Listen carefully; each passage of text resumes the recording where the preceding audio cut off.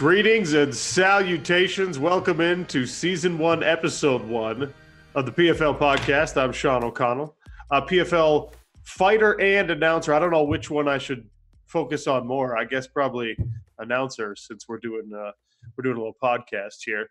Very excited about all the prospects associated with PFL. Very excited to be here. But you don't just have to listen to me talk about fights for the next hour or so.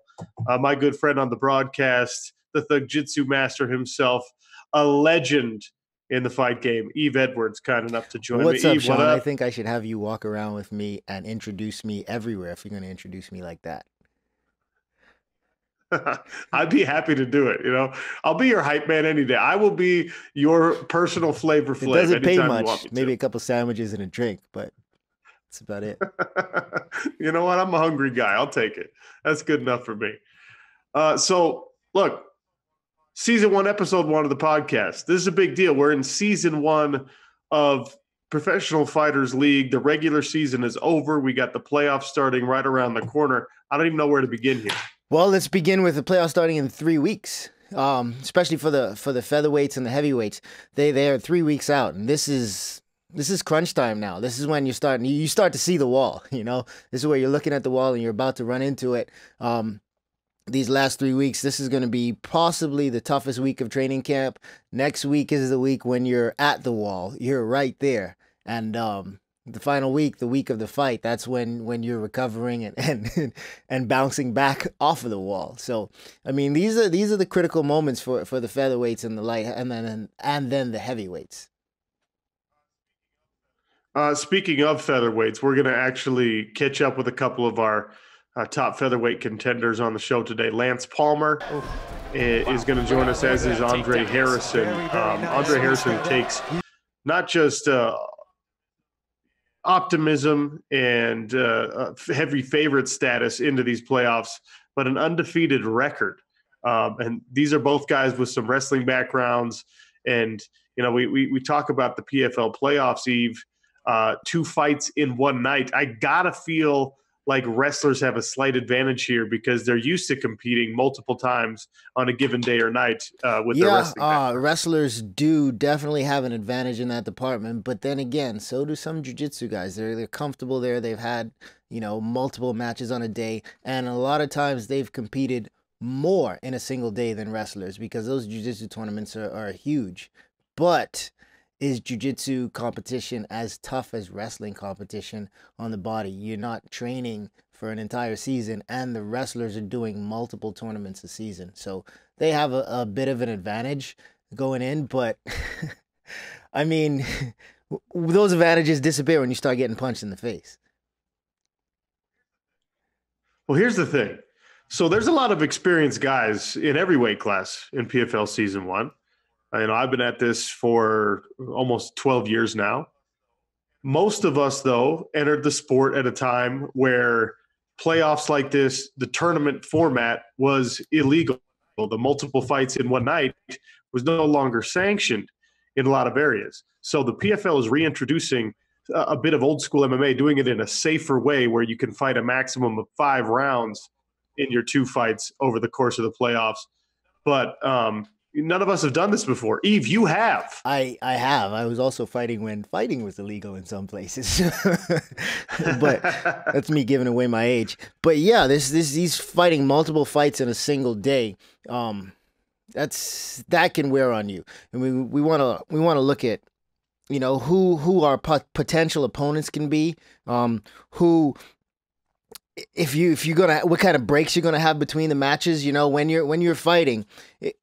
If you're fighting early in the night and your opponent's fighting later, you're going to fight someone who had a shorter break period. Now, if you finish your fight early and you get this long rest and you don't have that possibility for lactic acid buildup because you didn't spend so much energy in there, that's a good thing, But if you're fighting a tough fight, you want to rest, but where is the line that you don't need to be resting for so long and then step back in there and have that fatigue hit you in the middle of defending yourself from getting punched in the face? There's a lot of variables that go into a tournament, and there's a lot of things that you have to think about. You try to manage and mitigate, but you can't control everything.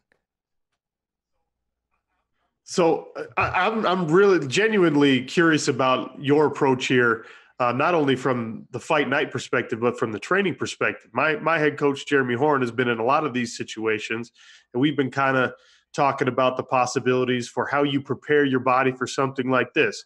Knowing my fight style, I always go hard. It's always going to be a difficult fight for me. If I get through the quarterfinals against Dan Spawn, I got to take on either Shmilino Rama or Maxime Grishin. So those are two strikers. Am I preparing only for fight one? Am I preparing for potentially any of three separate opponents as I go into my October 13th date? I mean, these featherweights and heavyweights have 3 weeks to figure this stuff out, Eve.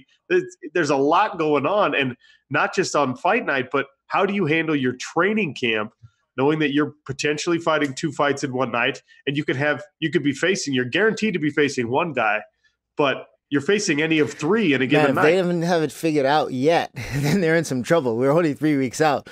But, Sean, back in my day, you didn't train for a specific guy. You trained for the best guy in the world at all times. So that's what you did. You went into the gym and you worked on getting better and being the best at every possible aspect of mixed martial arts. And that's how I believe that you have to prepare for a tournament. That tournament preparation for mixed martial arts, I believe, is the best way to get your skill set sharper. Why? Because you don't necessarily know who you're going to fight in the first round more often than not. But in the second round, you don't necessarily know who you're going to get. Are you going to get a striker? Are you going to get a wrestler? Are you going to get a grappler? Are you going to get someone who's good off of their back? Are you going to get someone whose conditioning is on point and they're just always putting the pressure on you? You have to be prepared for all of these situations when you're going into a tournament situation. And to do that, you have to be the best at every aspect of fighting. You have to prepare for the best at every aspect of fighting. So the other thing here, we talked about this a little bit even in the regular season for PFL, because those fights were what were considered by a lot of folks a quick turnaround, right? You'd have your first regular season fight. 6 weeks later, you were good to go again for your second regular season fight. And that was all about accruing points and getting a better seed for the playoffs. 6 weeks in mixed martial arts, modern day mixed martial arts, is considered a quick turnaround. And now we're talking about 60 minutes or 40 minutes or 30 minutes as a quick turnaround. And you and I sat down with Boz and Randy on our first event at Madison Square Garden and said, are guys going to come out aggressive to try and get in and out of the cage quick? Are they going to come out more conservative to try and protect themselves from injuries? I recently experienced the perils of heading into a game plan where you're just trying to play it safe and you're hesitant and you're slow because of that. I won't be doing that again, but I don't know what other guys are going to do. What's the correct approach when it comes to managing your first fight of the night in the playoffs to make sure that, yeah, you get through, but also that you get through relatively unscathed so that you can be prepared to potentially go 3 more rounds an hour later. Playing it safe in a fight, Sean, is an oxymoron, okay? You're stepping into a fist fight. It's already not safe. So what you need to do is when you go in there, you need to go after it the way you would if the situation were isolated. If this is the only fight that you're going to have for the entirety of the rest of your life, that's how you prepare for a fight, and that's how you approach a fight. Because no matter what, you have to get through this one. You have to cross the bridge when you get there. Don't worry about crossing that bridge now. You have to be in the moment, and that's what I love about fighting, and that's one thing that you can learn from tournament fighting is you cannot be concerned with what's going to happen later. All you can control is what you can control, and the only thing that you can control is the right now. Here's another aspect of that. PFL found a way to make it possible to fight 2 fights in one night.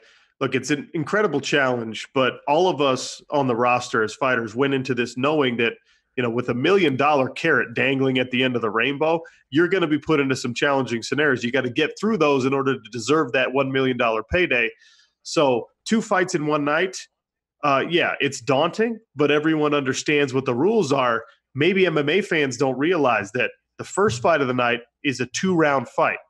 The second fight, your semifinal matchup in the playoffs, a 3-round bout with whoever also moves on after the quarters.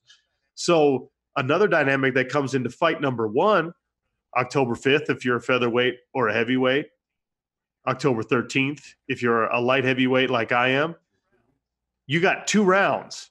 And the winner, if you go in a round apiece to a decision scenario, the winner of round number 1 gets the tiebreaker. I feel like that's going to give us a bunch of hot starts in the playoffs. I think that highlights what I was saying about you have to live in the now. You can only control now. And that first round, you have to establish the fact that you want to win this fight, that you're fighting to win this fight. Because that changes the dynamic. The second round is a completely different fight. It's a completely different story. That's like part 2 of not a trilogy, I guess, but a duality where you have to score the points necessary, because in the second round, should that be an even match and you get to the judge's decision, automatically the guy who won the first round is going to win that fight. And each round is a fight. So you have to prepare and perform as though that's what you're doing out there. That makes it tougher. I mean, being able to only fight 5 rounds of mixed martial arts anywhere in the country now, that changes the dynamic of tournaments, but it also adds a new wrinkle that's really fun, because it's going to cause a lot of slow starters to have to change their game. Chris Wade, for example, he was a really slow starter, and he knew he had to change that format. When he fought Nathan Schultz, he didn't. He lost that decision. He lost that fight. And then in his second fight, we saw he came out. He came out like Usain Bolt out of the corner with that flying kick. So he needs to start his fights like that. Guys that start slow need to do that. And the guys that start fast, they're going to have to, they're going to have to be prepared for that and just do what it is that they do that's got them to where they are. It's crazy because there's a lot of guys who've built a career on that fast start and kind of taking guys off guard with it because of the strategy. Some people like to feel out the process a little bit more. Look, that's not an option for any of us in the first fight of the night. For any of us in the quarterfinals, it's you got to go out and not just make sure you win that fight, but you better damn well sure you win the first round, because heaven forbid something happened to you in the second. You want that tiebreaker of winning the first round. And I know there were fighters out there, some of the guys who are more strategic, some of the guys who are notorious slow starters. And when we had the rules meeting down in Orlando, they raised their hands and said, well, hold on a minute. Isn't it more important to win the second round of the fight? Shouldn't we reward that? And, us fast starters kind of had a chuckle about it. Like, of course you want to figure it out, Jake Shields. When you watch these events, you know that a lot of these athletes are looking to put finishes on. A lot of these athletes are looking to score points in the regular season. But that dynamic changes now that we hit the playoffs. But that wrinkle in the quarterfinals of having to win that first round, should your fight go to a decision, that's a wrinkle, and that changes some things for guys. I like how the dynamic of the season for the PFL has changed, or will change throughout everything. I mean, now it's win, but you have that wrinkle of win in the first round, in the quarters. Then when you get to the semis, that's a very big difference, because what are you dealing with? What injuries are you dealing with? What bruises and pain are you dealing with? How's your conditioning? All of that plays in, but then you get to go home and reset. And on New Year's Eve, you get to come out and just be completely yourself and fight for $1 million. I don't know when it happened. I guess this goes all the way back in sort of the annals of MMA history, but New Year's Eve, both, like in Japan and the United States, New Year's Eve is like, if you get to fight on New Year's Eve, then you've arrived, right? So the PFL is kind of putting the fighters on that stage deliberately, I think, because man, it doesn't get any bigger than Madison Square Garden New Year's Eve for $1 million. It doesn't. And for 6 guys to wake up on January 1st, 2019, pull up their phone, open their bank account app, and to see 6 zeros in that bank account. Oh boy, man. I'm jealous right now. I want to fight you, Sean. Tell you what, here's what I'm going to do. I'm going to make a special request. I want PFL to pay me out my $1 million on New Year's Eve, all cash, $1 bills, all ones, just all $1 bills. I'm going to be sleeping on a bed of cash after I win that fight at Madison. I'm going to come over and get in that bed with you. It's actually probably it'd be a terrible idea, man. Imagine how many duffel bags worth of ones. Imagine how many duffel bags worth of ones I'll take home. Let's take a look at the playoff schedule and some of these brackets, man. I'm excited about starting off in the featherweight and heavyweight division. I mean, all of these fights are going to be exciting. But the heavyweight division, let's look at Francis Barbosa. He's the number one guy coming in heavyweight. That's a big deal. That's a huge accomplishment. I mean, he's a former light heavyweight, moving up to heavyweight, and now he's sitting at the top of the leaderboard in the heavyweight division. When we look at that, he's fighting Josh Copeland. That's a huge fight. I'm looking at Jack May and Alex Nicholson. I'm excited about that fight because those guys talk a lot of smack between, in all the meetings that we had. They had a lot of crap to talk about each other. Felipe Lins and Valdrin Estrefi fighting in the next bout. And then a rematch that I'm really excited about: Kelvin Tiller and Jared Rochold. That's a huge fight. So I want to take a look at Francis Barbosa's highlight reel. I mean, when we look at him fighting Gallimore, he showed us two different parts of his game. He showed us his striking game from the outside, landing big shots. I mean, just putting a volume on Gallimore that Gallimore wasn't able to deal with. Got that eye swollen and got him out of there. And then his second fight with Jack May. Beautiful job. Showed the other side of his game. Hit a nice takedown. Work from the closed guard and just work from the top. That guy on top is a dangerous guy. I mean, he was much smaller than Jack May, but he controlled the entire fight from the top position. So we know how dangerous his jiu-jitsu is. We know that going into the tournament, being the number one seed is a big deal, and he's going to be a threat for everybody coming up. And it's funny because, that number one seed meant a lot to everyone as they headed in. Francis Barbosa, he found a way to get it as a converted light heavyweight, as you mentioned. And he's taking on a guy that, you go into the playoffs as the 8 seed, and people are going to be, oh, yeah, you're a prohibitive underdog if you're the 8 seed versus the number 1 seed. Josh Copeland is not an easy out for anybody. So Barbosa, yeah, he gets rewarded with that number 1 seed, but the reward is a fight with Josh Copeland? No, thank you. There's no easy outs once you get to the playoffs. It's like the NFL or the NBA or any other professional league. Once you get to the point where the best guys are competing against the best guys, there is nothing easy. I mean, there are some favorites, of course, but fighting Josh Copeland, that's going to be a tough fight. Copeland can take it. He's the cuddly bear is his nickname, but he's not cuddly when he steps into the cage. He tries to put it on you, man. And he isn't going to want to cuddle with Barroso because of Barroso's jiu-jitsu. You know what I mean? He wants to keep him on the outside and land big shots, and we've seen Barroso be comfortable there. So that's going to be a matchup that I'm looking forward to and seeing how that plays out, because how do those guys come out of that fight and go into the next one? Are they going to be busted up and bruised, or is Barroso going to be able to control that fight when it hits the ground? Well, in the regular season, you already mentioned 2 first-round finishes. He got the job done early in both of his fights, and I would imagine that he's looking to do the same thing, especially in the quarterfinal matchup in the first round. You mentioned also the matchup between Jack May and Alex Nicholson. Yeah, they've been talking trash back and forth, and that obviously leads to a good storyline here and a lot of fun that we can have selling this fight, so to speak. But another thing that is you can't understate, arguably the largest heavyweight in the 6'8" Jack May taking on another converted light heavyweight. Alex Nicholson walks around smaller than virtually every single one of our light heavyweight fighters in the PFL. He steps on the scale after not cutting at about 214 pounds to fight as a heavyweight. I mean, that's a massive disparity in size, in reach, in all those things. But he believes his speed and athleticism and conditioning are what separates him.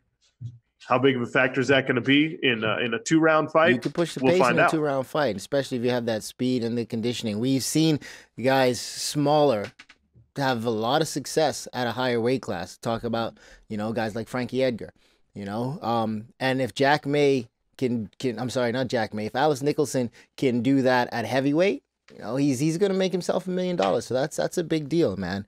Another fight in that division, that's a huge fight. Kelvin Tiller and Jared Rochold. Tiller, how impressed have you been with Kelvin Tiller and what he's done? I mean, in his first fight with Kyle Alencar, he's ridiculously good. I mean, in his fight with Kyle Alencar, he was dominating on the ground, but when that fight got stood up, he rolled that right hand, boom, big right hand, put Alencar to sleep with one shot. And then he showed us some athleticism in the second fight. He didn't want to go to the ground with the better wrestler in Jared Rosholt. So what did he do? Exactly what Mama said. Not knock him out, but choke him out. He got to that guillotine. He was defending the single, ran right to a guillotine, and the pressure was on instantly. You could see Rosholt trying just everything that he could to get out, but ultimately, Mama's boy was able to lock him down, get that submission, and make Mama very, very happy, man. Sweet lady. Kelvin Tiller's a tough guy. I'm looking forward. I believe that matchup, the winner of that tournament could come out of that matchup.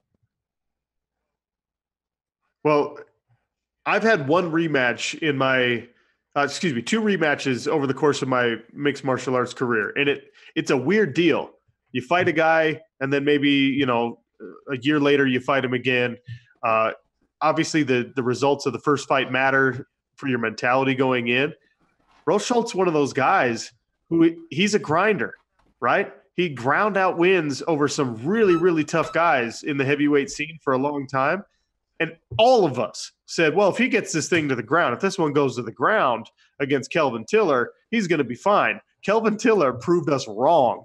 He said, no, I got power in my hands, as you saw against Caio Alencar.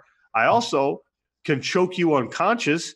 I will grab your neck and rip your head off like I did against Rosholt.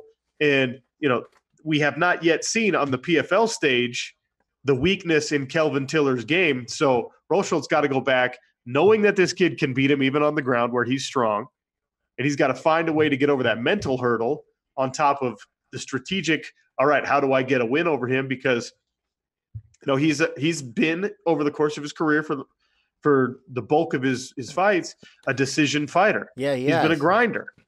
Well, this playoff format doesn't necessarily lend itself to that being overly successful. I mean, if he could take you down and grind on you in the first round and the second round, sure, but you got to do that for 5 rounds against 2 opponents in a night. It's a lot of risky work prospect. too. The fortunate thing for Jared Rosholt is he's a wrestler.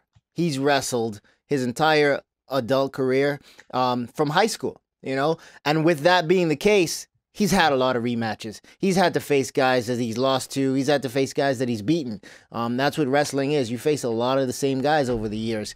He's probably had 4 or 5 matches with the same guy 5 or 6, 7 different times. So, on October 5th, that's going to be a big deal for him in fighting Kelvin Tiller again. On that Kelvin Tiller matchup, he should be comfortable and confident, but he also knows where he made his mistakes, and he's going to have to come back and do a good job, man.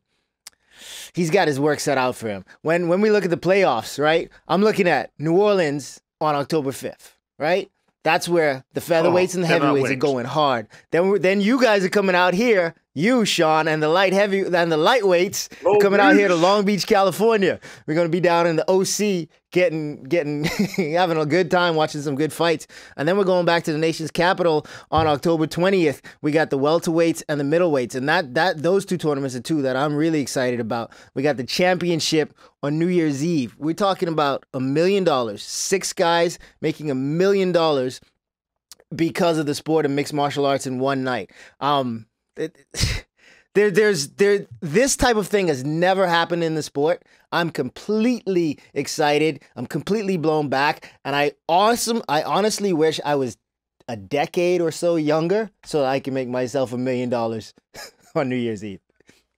Season 1, episode 1 of the PFL podcast. We talked about the heavyweight bracket. Now it's about the featherweight playoffs as they stand. My boy, Steven Siler, the number 1 seed, taking on Nazareno Malagueri, but a fantastic slate of matchups in the featherweight division. And that's exactly what we expected when we saw this roster to begin things. Timur Valiev and Alexander Almeida, who has designs at revenge on Steven Siler, if you can get through that one. The undefeated Andre Harrison versus Alexander Becerra, who had one opportunity to get himself into the playoffs, took advantage of it, got a quick finish, and here he is taking on one of the toughest guys on the roster.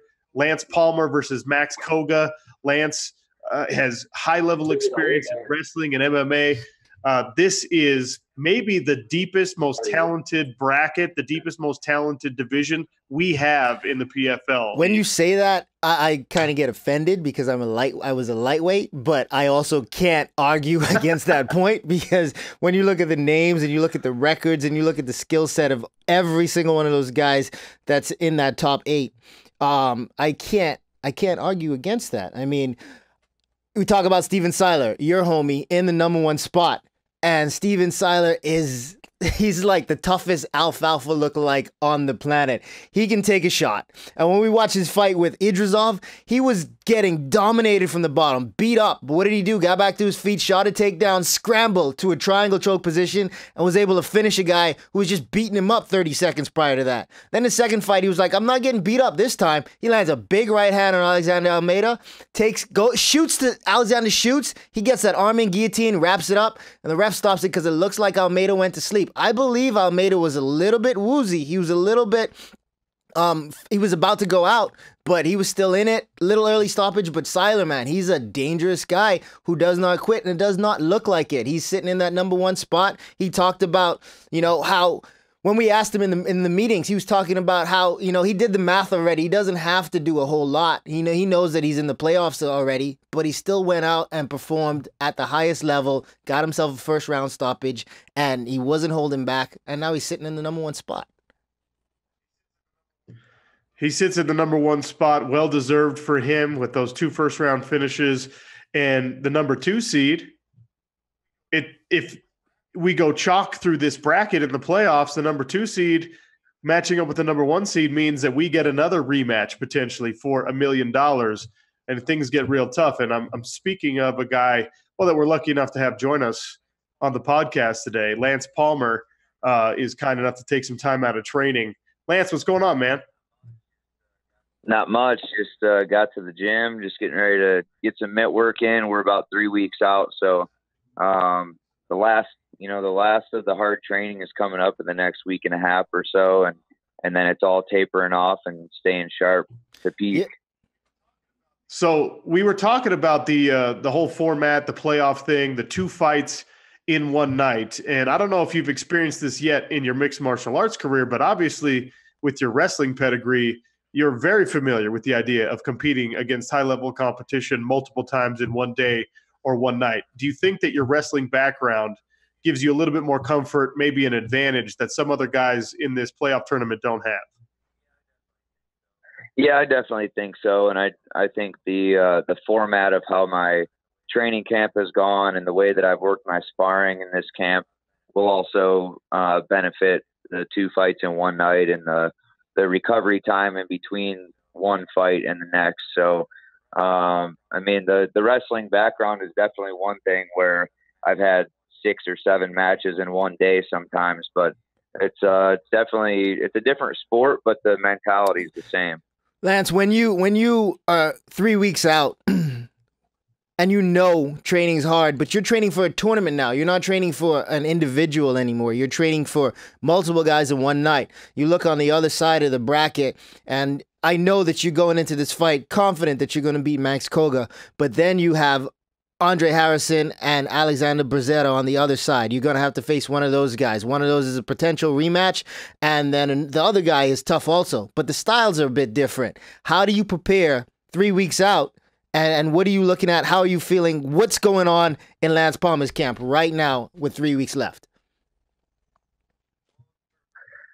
Well, for preparing for the second fight, obviously we plan on being there, but we don't look past Koga. So my first rounds of my sparring days are with a dominant striker who, someone who doesn't have as great of a ground game and someone who's mainly striking based like Koga. And then my last 3 rounds of sparring are going up against, solid guys, solid all around guys, where Brazero's a grappler mainly, but he has explosive stand up and he's a fast paced starter.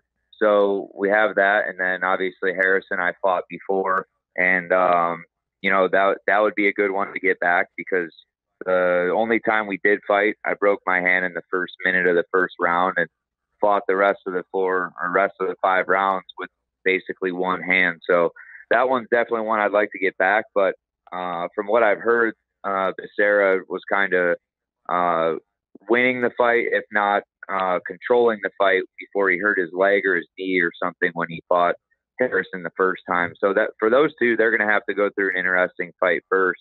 So I'm just focused on getting that first fight out of the way, and then we'll have about an hour in the back, I'm assuming. And the hard work will already be done at that point, but we can kind of game plan a little Lance, bit. I'm gonna play the MMA fairy right now. I'm gonna give you a wish. I'm gonna grant you a wish in a hypothetical situation. You get through Max Koga. Who do you want in the second round? I think I'd like to fight Harrison. I think he's a great opponent, but I feel that he hasn't looked his best in the first two fights of the regular season. And, if somebody's going to give him his first loss, I'd rather it be me than someone else. That's selfish. I like it. I like that, though. I like that mentality. Obviously there are 12 guys initially on the PFL featherweight roster, and then a couple more got brought in because of injury replacement and things like that. Has anybody really surprised you, though? Are you shocked as you look at the final 8 and where you are all seated in the playoffs? Is there any surprise for you? Not really, honestly. I had a feeling that it would be myself, Harrison, Seiler, Almeida, Timur, and then, from there it would guys would just, trickle in based on points. But I had a feeling that those would be the top 5. And then, some of these guys I've never heard of until the regular season. So, but those first 5 that I've named were guys that I had a feeling would definitely be in the top 8. When you name those 4 other guys, which of those guys, and let's take Harrison out of the equation also, because I know that's a rematch that you want. Those other 3 guys, which of those guys is the tougher fight that you believe? Style-wise versus you. The tougher fight for myself. Style-wise, I would probably say Almeida. We've had 50 minutes in the cage together, and so I know his style pretty well, and I know how good he is. And I wouldn't say that he got snubbed. He definitely got rocked with the right hand in that fight against Seiler, but I don't think he was finished. And that's something that could be debated and here and there. But hopefully he'll get the opportunity to avenge that if he does make the semifinals and gets past Timur. But Seiler's a guy you can't sleep on. And when I fought Seiler last November, I knew that going in. My teammate at the time, Chad Mendez, had fought him early in his career, and we knew that Seiler was a scrappy dude, and that's just how he is. If you kind of get lazy with him, he's going to try and catch you in something, and he never gives up. So that's why I had to fight him smart last November, and if we meet in the finals, I'll have to How fight him smart. much does your fight again. IQ play into a tournament?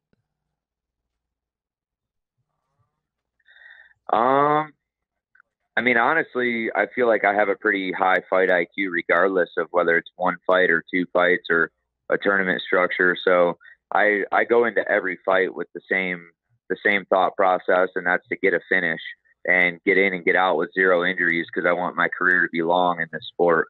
So I feel like every time I go in the cage, it's the same mentality. That 0 injury thing is probably more relevant in PFL than it is in other organizations because of even the regular season quick turnarounds, but especially when it comes to the quarterfinal and semifinals being fought in one night. Is there anything special that you can do in training on the night of the fight to get out of there cleaner, to get out of there a little bit safer? Just to get a finish. I train to go through 2 hard rounds with some of my training partners here, and then have an hour break and get the right fluids in me and make sure that I'm not sitting and stagnant, and just kind of keep my body loose before I go into the next 3 rounds of sparring. So it's kind of simulating what's going to happen is the best scenario for me that I can do. And, I feel like sparring is harder than a fight sometimes, because you get little injuries that you sometimes don't get in fights. And so being able to go through a 2-round fight and then take a break and then go to a 3-round fight, it's different, and you should be training for it. So if people haven't really been training for that type of structure, then it may affect him a little bit, but I feel like I've done everything correctly to put myself in position to know what it's going to be, even worst case scenario of going the 2 rounds and having a war, and then going into the second fight and having a war. So going into the second fight, regardless of your injuries and whatever it is, that's your last 3 rounds before the $1 million fight. So I'm sure mentally you could prepare, as long as physically you're not too banged up to even make it into that fight. Lance, I'm not going to lie. I'm going to admit this somewhat sheepishly, but I have not structured my training camp exactly like that, where you go 2 hard rounds and then you rest for a little while and then you go back into 3. I'm going to steal that method from here on out, because it's obviously a much smarter way of doing it than I've been doing it lately. So thanks for those training tips. I'm writing them down as we 4 speak. weeks. Yeah, well, I think when it comes down to it, I think it's smart just to kind of to know that you're not fighting a full fight. You're only getting 2 rounds, so you have to go into that 2-round fight trying to win both rounds, or trying to start fast and finish that first round if possible. And then you also have to structure it if you're going to be back in the booth in between fights, because you're going to have to go change, put your tie on, get back out there, and then come back in time. So you're going to have your warm-ups all structured too. Yeah. You know what's so brutal though is they because I lost my last one, now they demoted me. They won't let me broadcast on fight night. It's probably smarter. Oh but, man. I feel like I'm a little kid who got punished for losing. You do too much, Sean. You do too much. I feel like it'll be smarter for you, but I think it'll be I think it's cool that you were able to do that, and it still shows that we're not just fighters, that we're able to branch out and do other things, and I think that's important for people to understand, that we're all just not fighters. We all have other skills that we're able to do, and other things, like how Yves doing, he's doing stunt work and he's in movies and shows and things like that. Like, we're not just out there beating each other up. We're smart, and we're setting ourselves up for the future. Lance, we appreciate you taking the time with us. Obviously, stay healthy the rest of the way. Good luck, and we'll see you down there in New Orleans in about 3 weeks. Sounds good. See you guys. Take care, Lance. Have a good training session today, brother. Thank you, brother. I'll talk to you guys later. Lance Palmer, featherweight contender, takes the number 2 seed into the PFL playoffs. And, look, he is a formidable opponent for anybody for a lot of different reasons. He started off his MMA career as already an elite wrestler.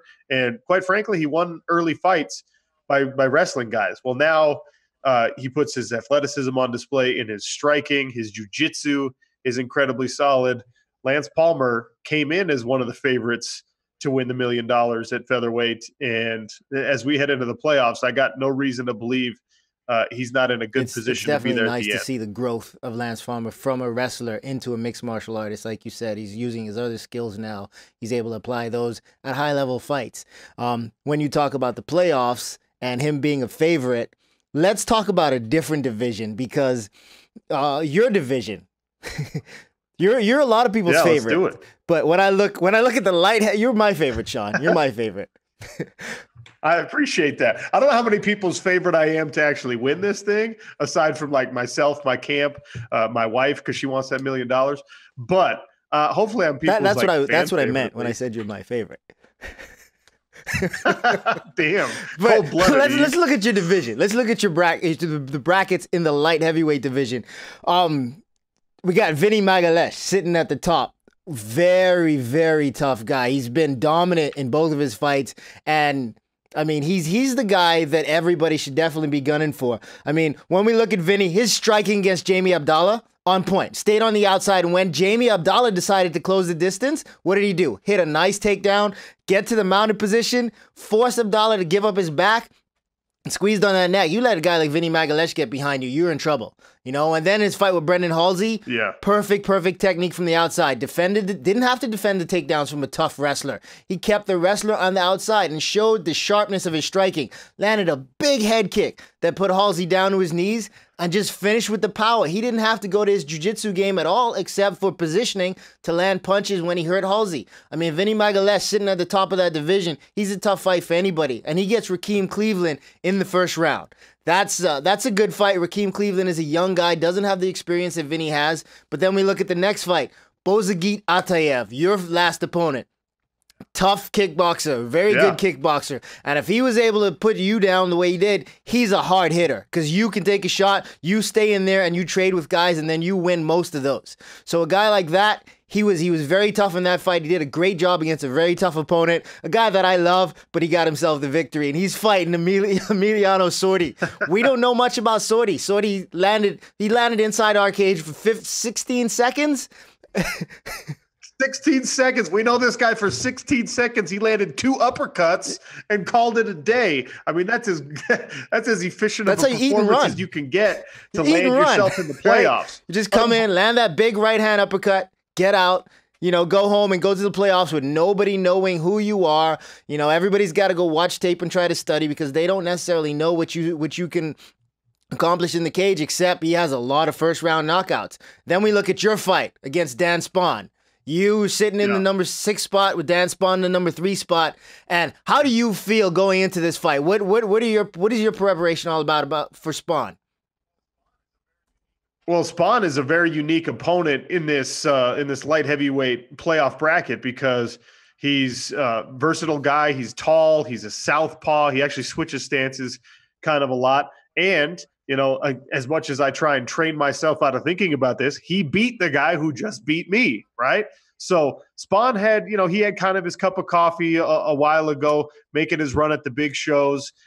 Didn't necessarily have the success that he wanted. Recently, though, his most recent run of activity, I believe he's 9-1 over the last few years. So he's coming in, maybe not quite as hot as Vinny Magalhaes, but he's coming in as hot as anybody else.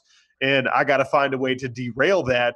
I think that closing the distance on him, while difficult, is the way that you beat him. You got to be ready to go the whole 3 or 5 or 2 rounds or whatever that fight proves to be with Dan Spahn, though, because we saw in his first matchup was actually the first fight of the night when he took on Bozagit Atayev, and Bozagit came in with only 1 loss before that. He was beating Dan Spahn and then maybe gassed out a little bit, and Spahn weathered a pretty nasty storm in the first 2 rounds of that fight, got the late finish. He's a formidable opponent. I think I know I'm not going to give away the tips and tricks, but I think I know a couple of ways that you can exploit him and maybe beat him.